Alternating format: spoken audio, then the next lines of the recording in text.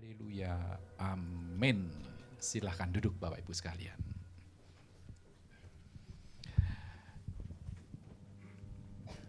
Saudara, kali ini saya ditemani oleh teman-teman dari Kedoya, ya. Jadi pemain musik maupun semua WL singer. Hari ini kita istilahnya tukar mimbar begitu, ya. Yang Pak Wito dan teman-teman yang dari sini melayani di Kedoya dan yang dari Kedoya melayani di tempat ini. Saya bersyukur karena diberi kesempatan untuk boleh menyampaikan firman Tuhan pada siang hari ini. Saudara, seperti tema yang disampaikan, maka saya ingin membahas sesuatu yaitu tentang iman. Saudara, sebelumnya saya mau mulai dari sini, saudara. Saya ingin mengajak kita merasakan hatinya Tuhan. Mungkin ada PowerPoint-nya bisa diiniin.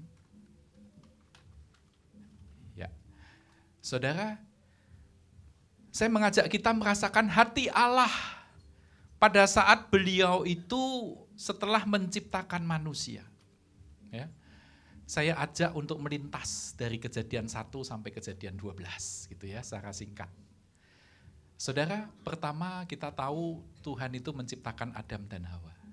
Ya, menciptakan Adam dan Hawa.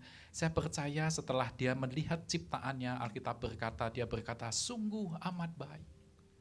Pasti Tuhan suka sekali dengan ciptaannya yang istimewa ini yang disebut manusia. Bahkan dikatakan dia menghembusi dengan rohnya sendiri. Sehingga manusia itu hidup. Saudara, pasti beliau itu bangga dengan ciptaannya. Ya, senang sekali. Karena ini makhluk yang istimewa. Saudara, Tuhan berpesan kepada Adam, engkau boleh makan. Buah apa saja di sini hanya satu saja yang tidak boleh dimakan. Saudara, tapi kita tahu Adam dan Hawa melanggar. Adam dan Hawa melanggar akan perintah Tuhan itu. Sehingga saya percaya hati Allah waktu itu hancur. Hati Allah hancur. Makhluk yang aku ciptakan, yang aku paling sayangi, yang paling istimewa supaya dia bisa menguasai bumi. Tapi tidak mau mendengar aku.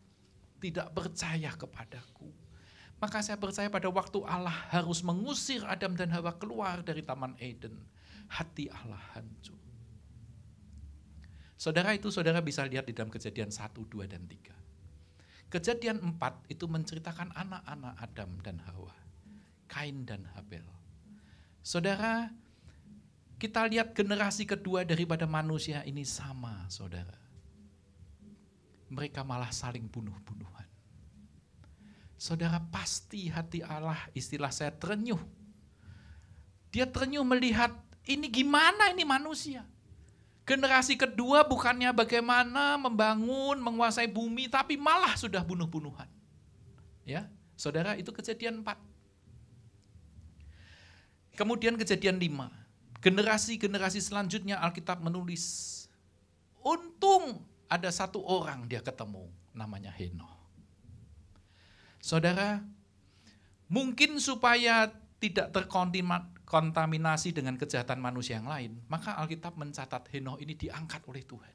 Tiba-tiba diangkat oleh Tuhan. Ya. Saudara, Kejadian 6, keadaan manusia itu menjadi semakin buruk. Semakin jahat. Kita lihat ayatnya yang kelima. Ketika dilihat Tuhan bahwa kejahatan manusia besar di bumi dan bahwa segala kecenderungan hatinya selalu membuahkan kejahatan semata-mata, maka menyesallah Tuhan bahwa ia telah menjadikan manusia di bumi dan hal itu memilukan hatinya. Saudara perhatikan, hati manusia yang cenderung jahat itu memilukan hati Tuhan. Jadi hati Tuhan itu tahu hati manusia. Kalau hati manusia menjahati dia, hatinya dia pilu. Kira-kiranya begitu. Ya. Hati kita. Saudara, untung ada Nuh. Ya, kalau kita baca di Alkitab kita seterusnya, untung ada Nuh. Nuh ini bisa demikian percaya kepada Tuhan. Disuruh membuat bahtera di gunung. Dia buat itu. Padahal zaman itu yang lain manusia sedang jahat. Sangat jahat. Tapi Nuh bisa-bisanya dia berdiri dan percaya kepada Tuhan. Disuruh membuat bahtera, dia lakukan itu. Saudara membuat bahtera waktu itu Nuh, kalau saudara baca di Alkitab, dia membuat bahtera itu 120 tahun.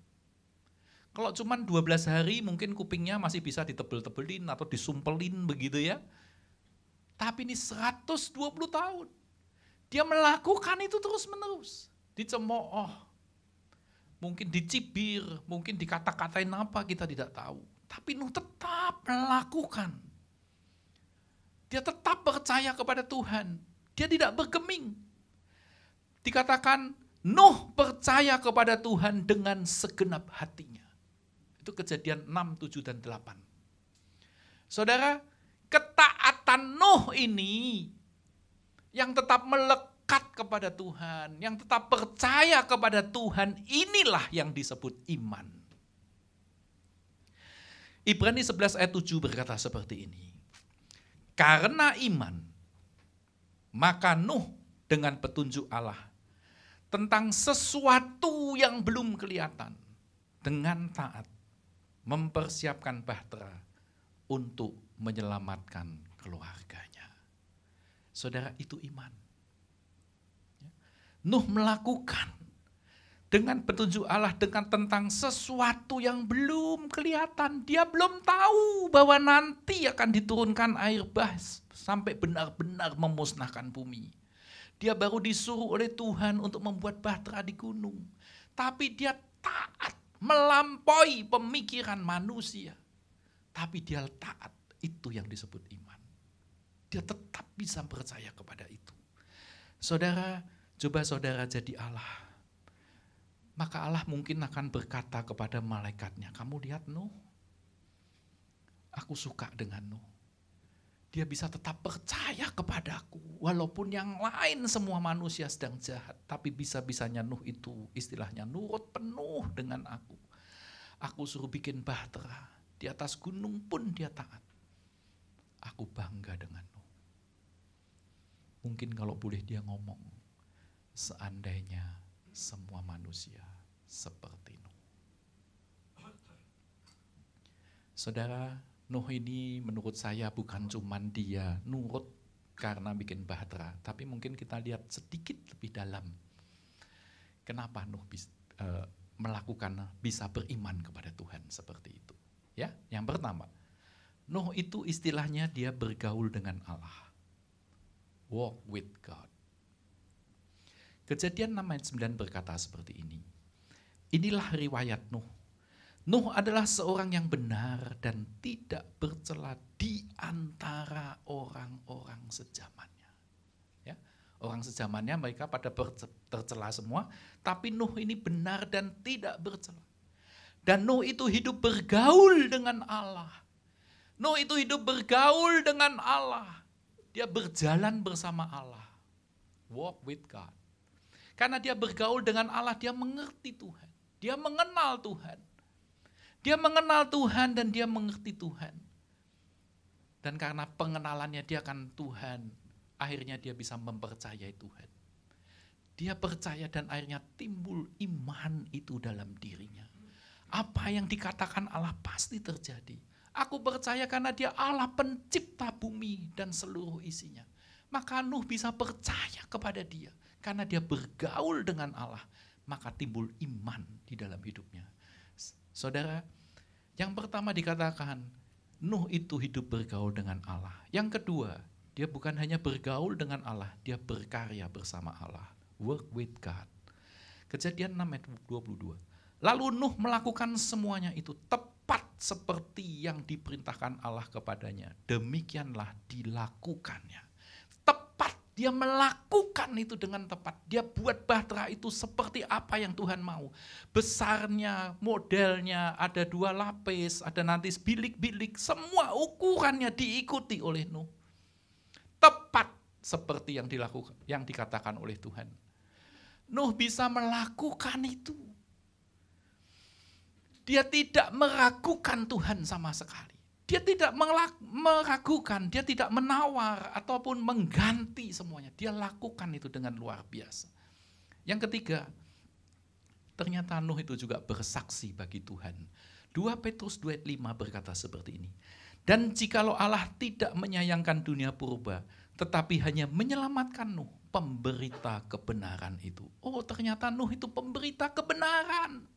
Saya percaya mungkin pada waktu dia dicemooh oleh tetangganya, dia mungkin berkata, kamu jangan seperti itu. Allah itu pencipta langit bumi.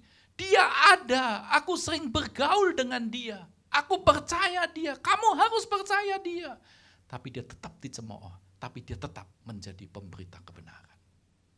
Yang keempat, saudara, dia itu worship God, menyembah Allah. Kejadian 8 ayat 18. Lalu keluarlah Nuh bersama-sama dengan anak-anaknya dan istrinya dan istri anak-anaknya. Ayat 20. Lalu Nuh mendirikan mezbah bagi Tuhan. Dari segala binatang yang tidak haram dan dari segala burung yang tidak haram diambilnyalah beberapa ekor. Lalu ia mempersembahkan korban bakaran di atas mezbah itu. Saudara, coba kita bayangkan sebentar apa yang dialami oleh Nuh dan keluarga. Pada waktu dia mau membuka mezbah bagi Tuhan, dia keluar dari bahteranya setelah dia mengalami satu pengalaman yang luar biasa. Setelah dia masuk bahtera, tiba-tiba pintu ditutup oleh malaikat Tuhan. Pada waktu hujan deras itu datang, saya percaya tetangga-tetangganya mungkin berteriak-teriak, Nuh, bukakan pintu bagi kami. Tapi Nuh berkata, aku tidak bisa buka, yang nutup bukan aku. Nuh, ampuni aku Nuh, aku pernah mencibir kamu. Nuh, doakan kami Nuh, mintakan ampun kepada Allahmu, karena kami tidak percaya kepadanya. Tapi Nuh tidak bisa apa-apa. Dan dia melihat satu pengalaman yang sangat luar biasa, drastis, menyedihkan. Dia mendengar teriakan-teriakan, dan semua mati. Maka saya percaya pada waktu Nuh turun dari bahtera itu, mungkin kakinya masih gemeteran. Dia melihat kedahsyatan Tuhan yang demikian luar biasa. Dia mempersembahkan korban kepada Tuhan. Saudara, mungkin Nuh akan pesan-pesan pada anak mantunya. Kamu lihat ya, peristiwa ini ingat-ingat dalam hidup. Jangan pernah meninggalkan Tuhan. Apa yang dikatakan pasti akan digenapi. Kita sudah melihat dan kita merasakan hanya keluarga kita yang diselamatkan. Saudara, pada waktu Nuh membuat mezbah, saya percaya hati Allah bukan tertarik kepada burung yang dibakar oleh Nuh. Tapi hati Allah tertarik kepada hati Nuh yang demikian dalam kehidupannya. Dia bisa mempercayai Allah dengan segenap hatinya. Melakukan semuanya dengan tepat. Allah pasti tertarik dengan hati Nuh daripada persembahan burung yang tidak haram itu.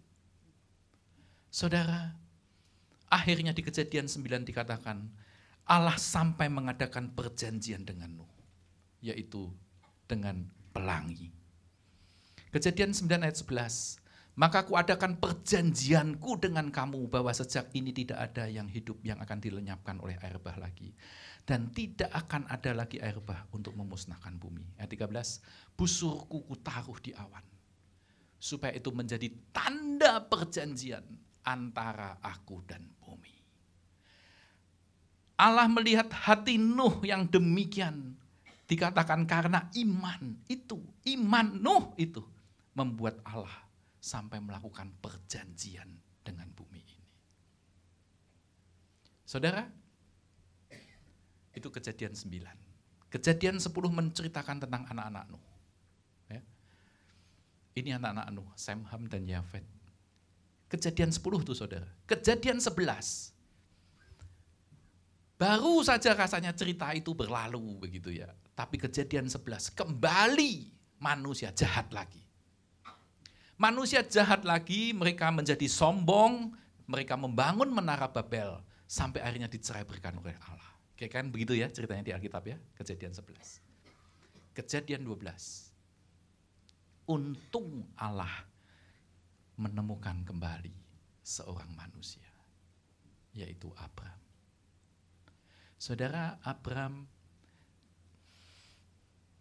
dia dikatakan, pergilah, tinggalkan Ur Kasdim. Aku akan menuntun engkau ke satu negeri. Nanti aku akan tuntun kamu, tapi Allah tidak kasih tahu. Saudara, tapi Abram taat. Abram ini seperti Nuh. Sesuatu yang belum kelihatan. Tadi Nuh kan juga begitu ya, iman. Sesuatu yang belum kelihatan, tapi dia lakukan. Demikian juga Abraham disuruh meninggalkan Ur Kasdim. Belum tahu kemana. Sesuatu yang belum kelihatan, tapi Abraham taat. Kejadian 15. Perjanjian Allah dengan Abraham. Allah berjanji memberi keturunan kepada Abraham. Saudara, Allah melihat Abraham yang demikian taat kepada dia. Disuruh pergi, dia pergi. Kemana dia lakukan. Allah berjanji akan memberikan keturunan kepada Abraham. Saudara, dan janjinya ini melampaui pemikiran manusia. Abraham sudah mati pucuk, istrinya Sarah sudah mati haid. Sudah secara manusia tidak mungkin mereka punya anak. Mereka sudah sangat tua. Tidak mungkin. Illogical. Tidak mungkin. Secara manusia tidak mungkin mereka beranak. Tapi Allah menjanjikan anak. Itu iman, saudara. Melampaui segala pemikiran kita sebagai manusia. Tapi Allah bukan manusia. Allah adalah Allah yang maha kuasa.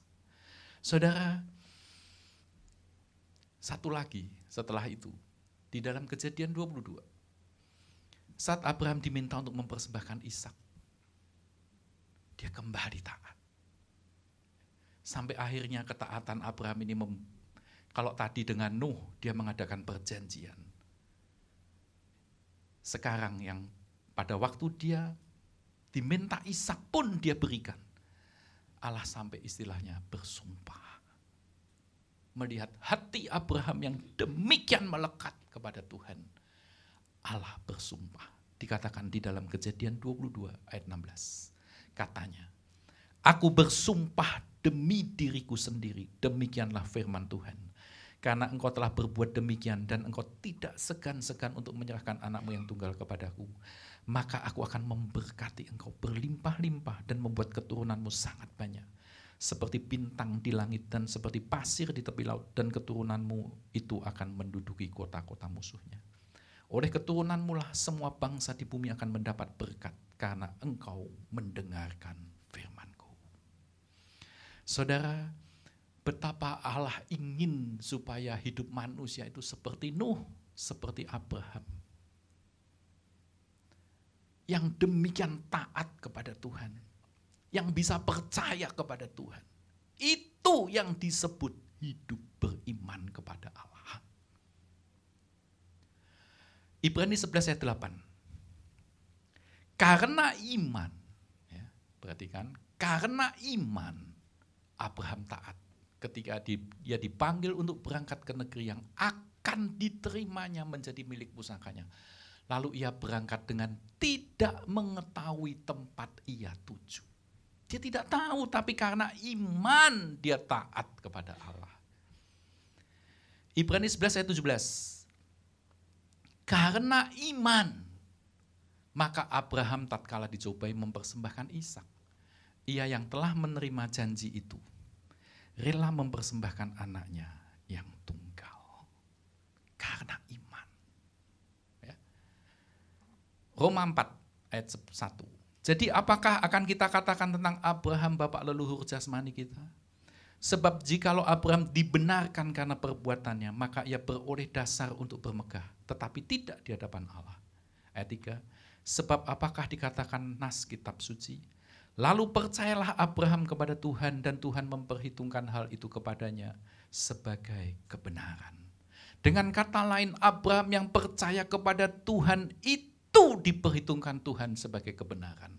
Atau arti kata lainnya lagi yang mudah mungkin bisa berkata begini, yang orang yang seperti Abraham yang bisa percaya kepada aku ini yang benar, gitu kira-kiranya. Saudara, dan kalau saudara membaca Alkitab terus secara runut, maka benar melalui Abraham ini, Ishak, Yakub, akhirnya menjadi satu bangsa Israel. Yang demikian luar biasa dipelihara oleh Tuhan dengan luar biasa sampai sekarang ini.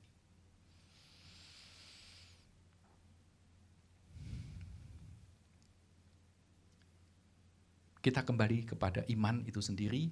Alkitab terjemahan baru mencatat kata iman sebanyak 155 kali. Saudara, Paulus mendefinisikan iman di dalam Ibrani 11 ayat 1 berkata seperti ini.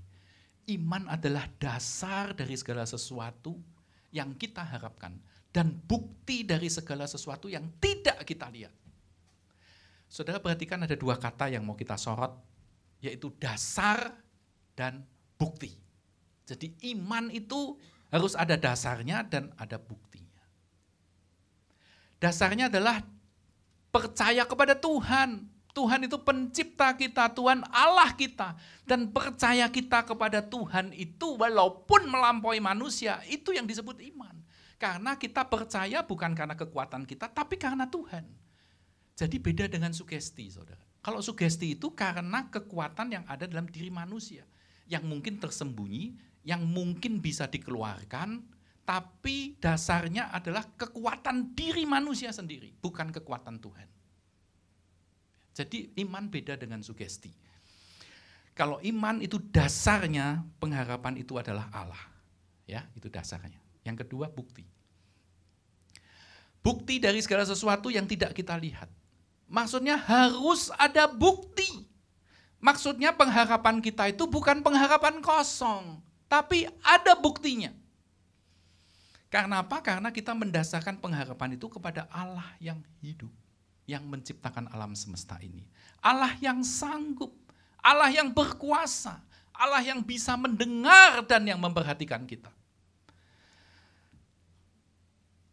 Iman dan kepercayaan Nuh akhirnya terbukti. Iman dan kepercayaan Abraham akhirnya terbukti. Benar, akhirnya aku bisa punya anak. Walaupun secara manusia tidak mungkin, tapi ternyata aku bisa diberi bukti, aku bisa punya anak, Ishak. Di masa aku sudah sangat tua. Ini benar-benar adalah bukti bahwa Allah itu bisa dipercaya. Allah yang berjanji mau memberikan anak, dia berikan kepada aku. Itu Abraham. Saudara, kalau saudara lihat di Alkitab, Allah itu pernah jadi tour leader. Dia membawa satu bangsa, Israel, dari Mesir ke Kanaan. Jumlahnya kira-kira 2 juta orang. Allah membawa menjadi tour leader. Saudara, Allah menjadi tour leader tapi dia punya asisten tour leader. Asistennya awal-awalnya adalah Musa. Tapi kemudian Musa itu digantikan sama Yosua. Saudara, kalau saya bayangkan Yosua. Yosua ini jadi asisten tour leadernya Allah di padang gurun selama bertahun-tahun. Dia mengalami secara nyata menit demi menit, detik demi detik perjuangan apa yang dia harus lakukan sebagai asisten tour leadernya Allah. Allah ternyata tidak bohong. Dia memberikan pemeliharaan yang luar biasa. Tiap hari diberi mana, diberi minum, dipelihara dari segala macam. Janji-janjinya ya dan amin. Semuanya dibukakan oleh Tuhan selama bertahun-tahun. Menit demi menit, Yosua merasakan itu. Benar ini semua karena Allah. Akhirnya saudara, di kitab Yosua, dia menuliskan tuh satu ayat yang berkata seperti ini. Yosua 21 ayat 45. Dari segala yang baik yang dijanjikan Tuhan kepada kaum Israel, tidak ada yang tidak dipenuhi. Semuanya dipenuhi. Seakan Yosua berkata, aku sudah membuktikan. Tuhan bisa kita percaya. Aku sudah membuktikan. Aku mengalami satu pergumulan menit demi menit. Sampai menjadi tahun demi tahun. Tuhan itu ya dan amin. Dan benar dia memberikan Kanaan bagi orang Israel. Saudara, bukti. Yosua punya bukti. Nuh punya bukti. Abraham punya bukti. Semuanya punya bukti bahwa imannya kepada Tuhan itu ternyata iya dan amin. Tokoh-tokoh iman di dalam Alkitab adalah manusia biasa. Tapi mereka mendemonstrasikan kehidupan yang diwarnai dengan hidup sebagai orang beriman. Dengan sepenuh hati tetap percaya kepada Tuhan. Esther yang berani berdiri menghadap baginda raja. Ada Daniel. Ada teman-temannya Daniel. Ada nabi-nabi lain. Ada Paulus. Ada banyak orang sebagai pahlawan-pahlawan iman yang luar biasa. Dan mereka tetap dibela oleh Tuhan dengan luar biasa. Saudara, tapi tujuan renungan kita pada siang hari ini bukan hanya untuk mengagumi pahlawan-pahlawan iman. Itu hanya sebagai pembuka wawasan kita bahwa benar kita bisa mempercayai Tuhan supaya kehidupan iman kita bisa tetap terus berpaut kepada Dia. Saudaraku, maksud saya adalah kerinduan kita adalah supaya kita yang duduk di tempat ini menilik hati kita masing-masing. Bukan ngomongin Nuh lagi, bukan ngomongin Abraham lagi, bukan ngomongin Yosua lagi, tapi kita harus jujur hidup dengan diri kita saat ini. Maksud saya adalah, sudahkah kita taat dan menyukakan hati Allah? Saudaraku, tidak mudah. Kita masih hidup di dunia. Sangat tidak mudah, karena kadang-kadang untuk beriman itu harus melampaui pemikiran kita secara manusia. Tapi saya katakan sekali lagi, tidak mudah, karena kita masih hidup di dunia. Masih ada keinginan mata. Masih ada nafsu daging. Masih ada cinta uang. Masih ada kekhawatiran hidup. Masih ada himpitan-himpitan kebutuhan. Semua berpacu dengan waktu. Dan kita harus memilih dan memutuskan bagaimana membawa hidup kita. Apakah kita menjadi orang-orang nantinya menjadi pahlawan-pahlawan iman yang terus berpegang teguh, ataukah sebaliknya iman kita kandas? Saudara, perkenankan saya menguraikan ada dua musuh iman yang seringkali menjatuhkan banyak orang, terutama kita yang hidup di kota besar seperti Jakarta. Yang pertama, musuh iman adalah cinta uang. 1 Timotius 6 ayat 10. Karena akar segala kejahatan ialah cinta uang. Sebab oleh memburu uanglah beberapa orang telah menyimpang dari iman dan menyiksa dirinya dengan berbagai-bagai duka. Saudara, cinta uang di akhir zaman ini semakin menjadi-jadi. Kalau dulu saya bayangkan, banyak sekali kita mendengar cerita dan melihat kehidupan. Orang-orang dulu hanya membuka toko kecil di rumahnya, tapi bisa menghidupi 10 anak. Pada waktu zaman dulu tidak ada lemari es. Kita belanja di pasar pasti secukupnya saja. Karena kalau tidak, besoknya sudah bau, sudah rusak, harus dibuang. Misalnya kita beli daging lebih, nggak bisa diapa-apain, dibuang. Tidak ada lemari es segala macam. Jadi maksud saya, cinta uang itu semakin hari semakin luar biasa menghimpit kita. Semakin menjadi-jadi. Kita dapat uang berapa saja rasanya kurang terus. Tidak akan pernah bisa puas. Karena apa? Karena kebutuhan ada terus. Mau berapa saja ada lawannya. Beli mobil bisa terus naik terus sampai yang harganya miliaran. Punya duit sudah dikasih banyak bermiliar-miliar pun dibeliin apartemen satu habis lagi. minta lagi, cari lagi supaya bisa punya apartemen 2. 3, kemewahan. Semuanya menghimpit kita. Kita dipacu untuk jadi mementingkan diri sendiri dan tidak peduli kepada orang lain. Uang menjadi satu-satunya tujuan hidup manusia masa kini. Dan bahkan membuat banyak orang melupakan Tuhan. Orang menjadi tamak, tidak mau berbagi karena masih selalu merasa kurang. Saudara, dalam kaitan dengan ini, saya mau katakan, kita beruntung karena gembala kita mempunyai program supaya kita itu berbagi dengan semua provinsi yang ada di Indonesia. Sampai sekarang mungkin kira-kira masih 6 atau 8 yang belum dikunjungi, yang akan diselesaikan sampai pertengahan tahun 2017. Kita Kedoya masih kebagian 2.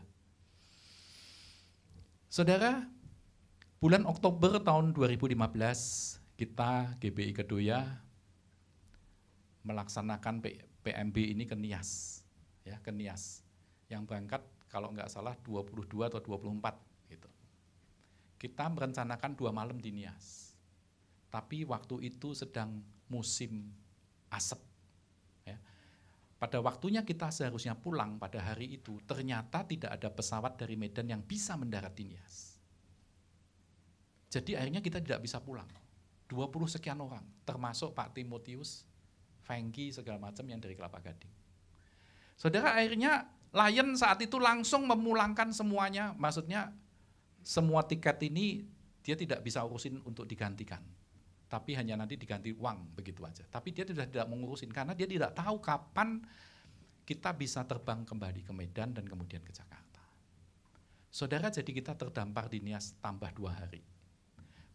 Waktu itu kita telepon-teleponan sama Jakarta, yang ngurusin tiket dari Kedoya. Mereka bilang bahwa yang paling cepat ini yang terbuka tiket Garuda. Garuda membuka 2 hari setelah kejadian yang kita ada di airport itu, yang tidak bisa terbang. 2 hari kemudian baru dia berani buka, walaupun dia belum bisa memastikan Garuda itu bisa terbang balik ke Medan atau tidak. Tapi kita 20 sekian orang dibook semua dan dibeli langsung. Karena kalau tidak, kita tidak tahu harus bagaimana. Saudara tahu? Kemudian pada hari hanya yang kita harus pulang itu, kita sama-sama ke airport dengan optimis. Gitu ya, dengan optimis, oh kelihatannya cuacanya oke nih, nggak terlalu pekat seperti kemarin nih, udah kita ke airport, kita senang-senang, kita pasti pulang. Sampai di airport tidak ada pesawat dari Medan yang landing di Nias.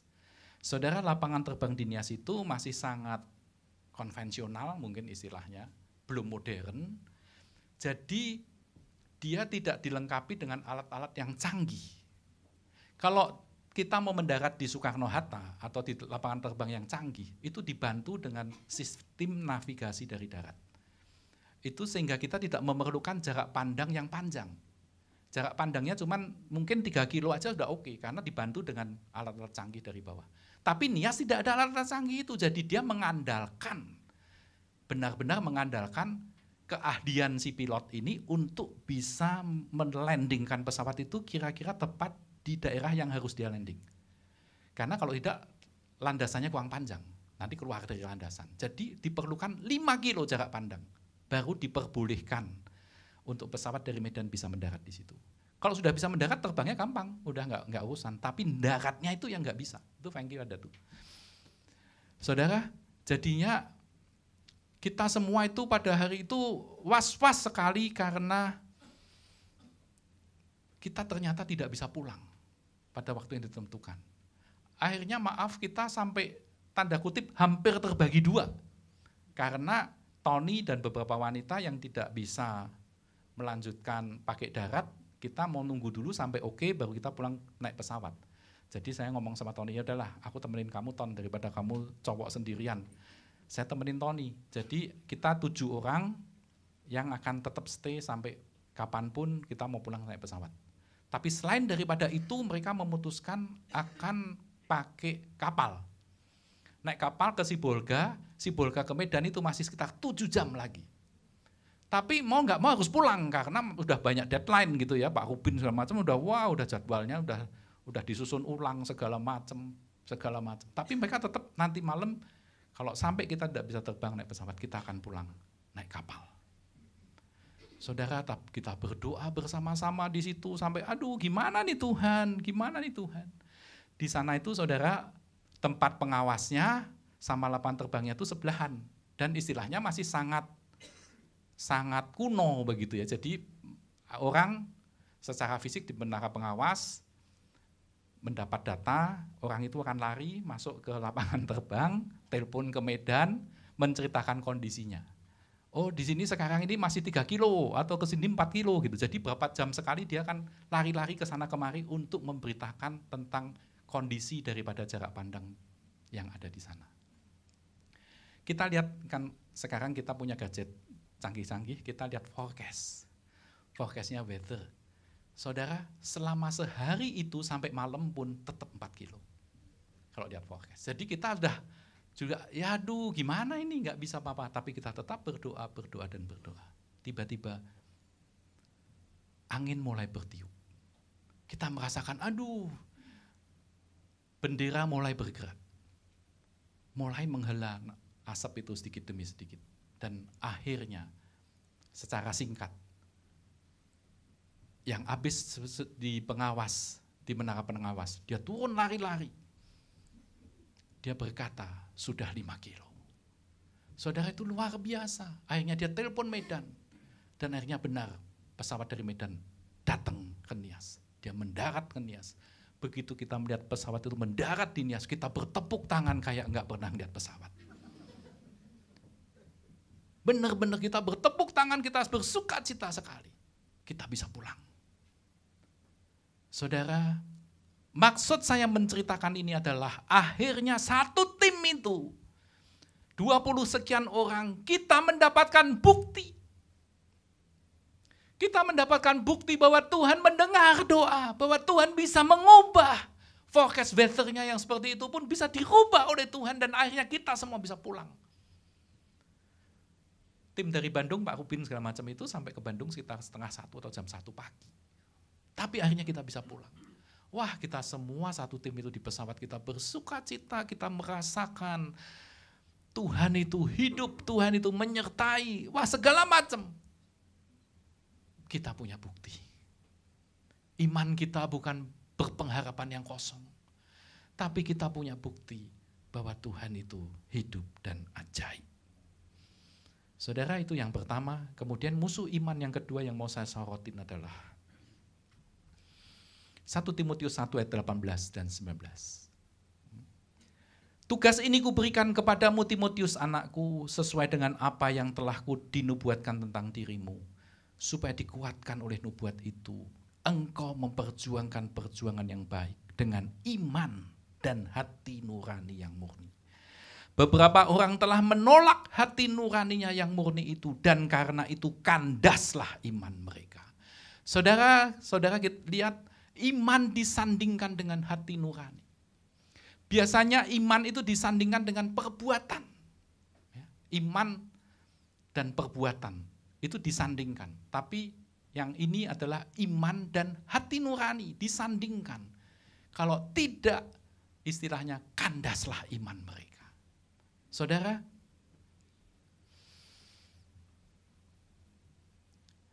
pernah ingat cerita Kain dan Habel? Kain kalau saudara baca di Alkitab, dia panas hati karena persembahannya ditolak oleh Tuhan. Dan Alkitab mencatat, Kain hati-hati, hatimu mulai panas loh. Dosa sudah mengintip di balik pintu. Ya, dosa sudah mengintip di balik pintu. Karena apa? Hatinya Kain ini sudah panas.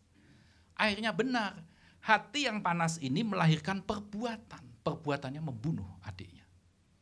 Tapi membunuh itu adalah langkah kedua. Langkah yang pertama, hatinya dia panas. Iman dan hati nurani makanya disandingkan, saudara. Kalau tidak, kandaslah imanmu. Matius 15 ayat 19 berkata seperti ini. Karena dari hati timbul segala pikiran jahat, pembunuhan, perzinahan, percabulan, pencurian, sumpah palsu, dan hujat. Itulah yang menajiskan orang. Dari hatinya sudah timbul seperti Kain tadi. Saudara, di Alkitab pernah dicatat satu orang yang sangat luar biasa. Punya hikmat yang sangat luar biasa, yaitu Salomo. Salomo ini membangun bait Allah. Saudara, dan Salomo melakukan seperti Nuh.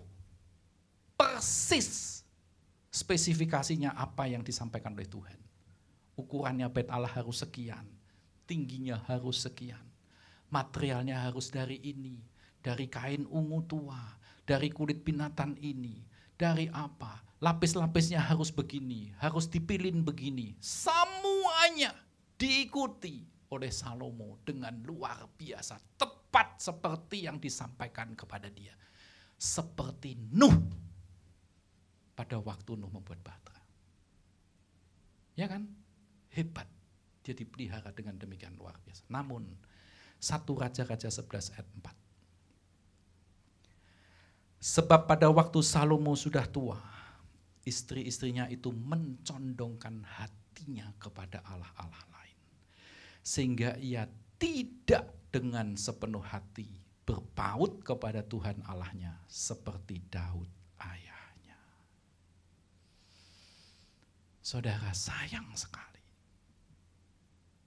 Salomo yang dulunya mengawali kehidupannya dengan demikian luar biasa, membangun bait Allah.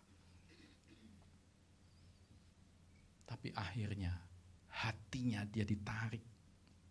Akhirnya dikatakan Alkitab berkata mencondongkan hatinya kepada allah-allah lain. Sehingga tidak berpaut kepada Tuhan Allahnya seperti Daud. Daud berpaut terus walaupun dia pernah mengalami dosa dengan Batseba, tapi kembali hatinya berpaut kepada Allah. Dia minta ampun kepada Allah. Dan dia tetap memelihara itu sampai akhir hayatnya. Tetapi sayang Salomo mengawali hidupnya dengan demikian luar biasa. Tapi akhirnya hatinya ini dicuri. Hatinya dibelokkan. Hatinya dicondongkan sampai akhirnya dia meninggalkan Tuhannya. Saudara, padahal dia itu penulis kitab Amsal. Amsal 4 ayat 23 berkata seperti ini, jagalah hatimu dengan segala kewaspadaan, karena dari situlah terpancar kehidupan. Saudara, menjaga hati, menjaga hidup, menjaga iman, itu tidak mudah. Sangat tidak mudah. Orang yang seperti Salomo pun bisa jatuh, maksud saya begitu. Tapi mari kita coba menyadari pada siang hari ini. Paling tidak kita ingat, paling tidak kita menyadari. Untuk supaya hati kita ini tetap tidak menyimpang. Dan supaya iman kita tidak kandas. Berat? Ya. Kadang iya berat. Kalau segala sesuatu sedang oke, ya mungkin kita bisa ngomong tidak berat. Tapi tidak selamanya kehidupan itu langitnya biru. Pada saat-saat itu kita mungkin harus mengalami pergumulan demi pergumulan. Kita mau menyaksikan satu video. Video ini mungkin saya nggak tahu apakah Edwardson pernah diundang ke sini, tapi beliau itu pencipta lagu-lagu rohani, menaikkan pujian dan sebagainya, dan ada sesuatu terjadi pada anaknya pada saat anaknya berusia 2 tahun. Kita lihat sebentar video berikut.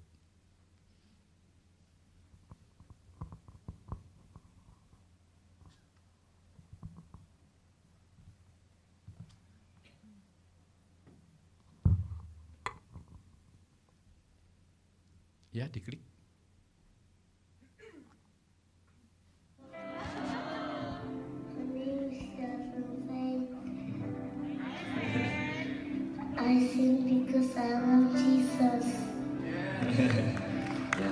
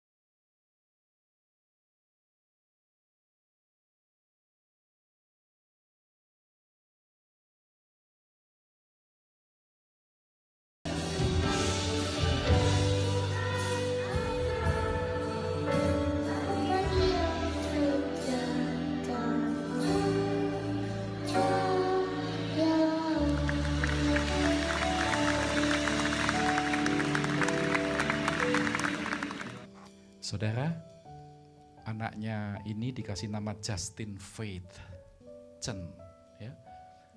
Just in faith, kalau tadi kan dipisah sedikit begitu. Faith. Saya percaya pada waktu Edward Chen ini memberi nama anaknya, dia dengan iman, dia percaya Tuhan akan tetap menyertai anak ini. Tapi seperti tadi dikatakan, tidak selamanya langit itu biru. Dia mengalami pergumulan dalam kehidupan yang sangat luar biasa. Umur 2 tahun, saudara. Tapi akhirnya mereka punya bukti. Ya. Anak ini sekarang melayani Tuhan, seperti tadi dikatakan. Dia menyanyi di gereja-gereja. Menyatakan bahwa aku punya bukti, aku hidup karena Tuhan. Dan sehubungan dengan renungan kita pada siang hari ini tentang faith, tentang iman, maka saya unduh YouTube ini. Dan saya ingin supaya kita semua tidak hanya menyaksikan, tapi untuk menjadi bagian kita. Saya ingin mengajak kita semua juga menaikkan pujian yang sama. Karena saya percaya kita semua tidak mengalami satu kehidupan yang mulus-mulus begitu saja. Tidak selamanya langit itu biru. Saudara, naikkan pujian ini dengan iman. Tapi bagi orang yang setia, dia berjanji selalu memberi kekuatan. Tuhan tak pernah janji langit selalu biru, tetapi Dia berjanji selalu menyertai. Tuhan tak pernah janji jalan selalu rata, tetapi Dia berjanji Berikan kekuatan. Jangan pernah menyerah. Jangan pernah menyerah. Jangan berputus asa. Mujizat Tuhan ada saat hati menyembah. Jangan pernah menyerah. Jangan berputus asa. Mujizat Tuhan ada bagi yang setia dan percaya.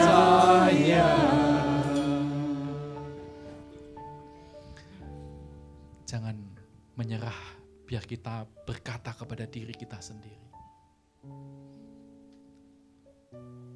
Karena kita percaya Tuhan tetap ada, Tuhan tetap hidup, dan Tuhan tetap menyertai bagi mereka yang percaya kepada Dia.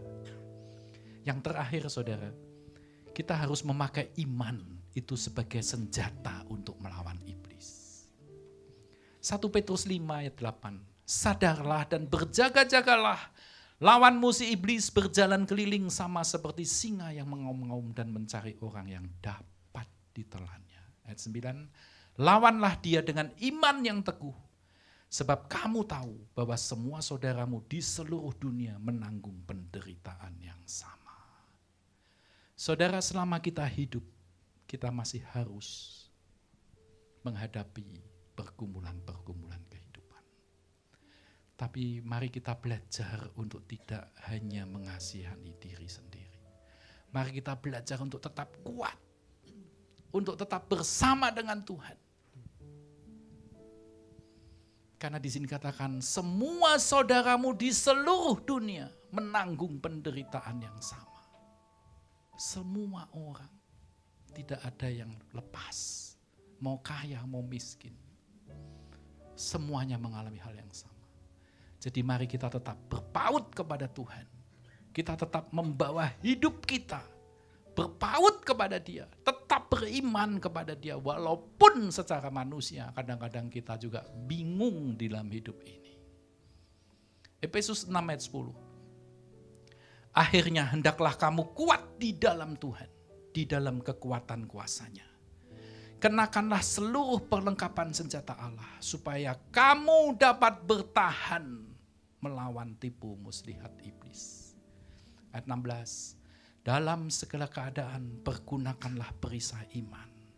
Sebab dengan perisai itu kamu akan dapat memadamkan semua panah api dari si jahat. Panah api dari si jahat itu terus menerus dilontarkan untuk merusak hati kita. Untuk merusak hati kita supaya kita tidak percaya lagi kepada Tuhan. Supaya iman kita kandas. Tapi sebaliknya kita harus memakai iman itu sebagai senjata. Seperti perisai yang akan memadamkan semua panah api dari si jahat. Saudara, ada lagi seorang penyanyi wanita yang bernama Jacqueline Selose. Saya tidak tahu, mungkin beliau pernah bersaksi di tempat ini. Tapi waktu itu beliau bersaksi di Kedoya. Saudara, dia mengalami sakit yang sangat parah.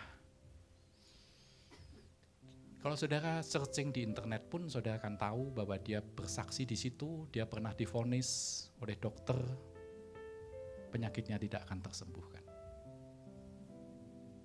Saudara, dalam kondisi seperti itu, bukannya dia khawatir tentang kesehatan yang semakin parah dan menghujat Tuhan. Tapi malah bisa-bisanya menciptakan satu lagu. Lagunya ini berjudul Bapakku yang Baik.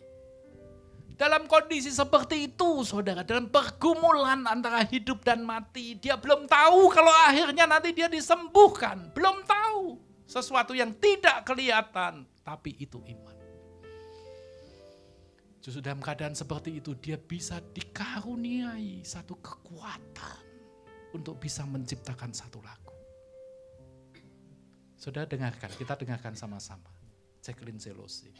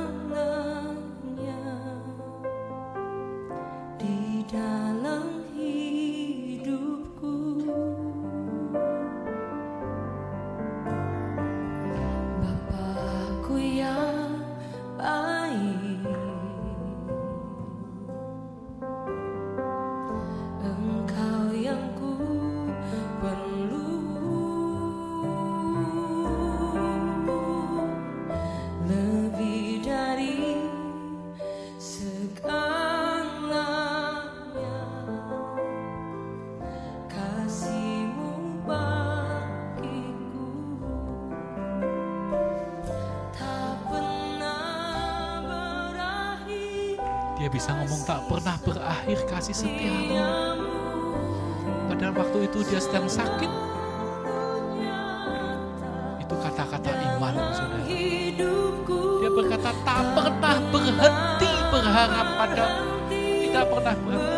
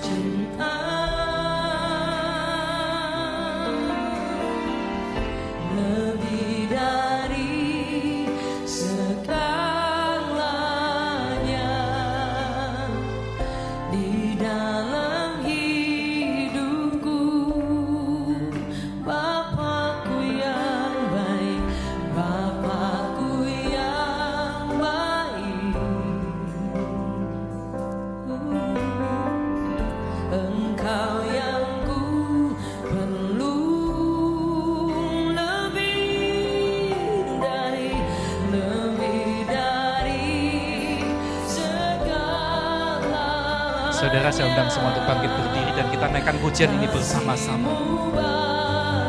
Tak pernah berakhir.